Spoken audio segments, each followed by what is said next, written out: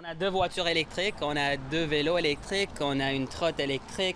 Jessie Sigleux fait partie de ceux qu'Hydro-Québec appelle les grands consommateurs d'électricité. Je sais pas où exactement on pourrait couper, mais peut-être. Si ça a augmenté beaucoup, probablement, je vais trouver des solutions pour diminuer ma facture mensuelle. C'est justement ce que veut encourager Hydro-Québec.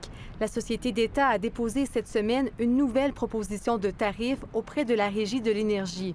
Et si accepté, le tarif passerait de 12 cents par kilowattheure à 20 cents d'ici 2031, seulement pour ceux qui consomment plus de 35 000 kilowattheures, soit 2 fois plus que la moyenne résidentielle. Ce sont des clients qui vont payer un peu plus cher, le but étant de refléter les besoins futurs en approvisionnement reliés à cette consommation-là et les investissements sur le réseau. L'augmentation toucherait 200 000 ménages. Ça peut inclure des propriétaires de grandes maisons avec des piscines chauffées et des spas ou des propriétaires qui rechargent leur voiture électrique à domicile. Ce qu'on pense avec ce tarif-là, c'est que ça envoie un signal de prix qui va faire en sorte qu'effectivement, ce sont des clientèles qui ont peut-être plus de marge également pour poser des gestes pour diminuer leur consommation. Mais est-ce suffisant pour faire baisser la demande en électricité?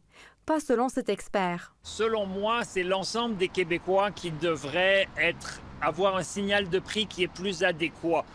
Et l'objectif ici n'est pas de pénaliser des ménages à faible revenu, mais de sensibiliser. Le verdict de la Régie de l'énergie devrait tomber d'ici quelques mois. Entre-temps, il est possible d'aller estimer les coûts d'électricité de votre résidence sur le site web d'Hydro-Québec. Vous pourrez donc voir si vous dépassez les 35 000 kWh annuellement. Ici Charlotte Dumoulin, Radio-Canada, Montréal.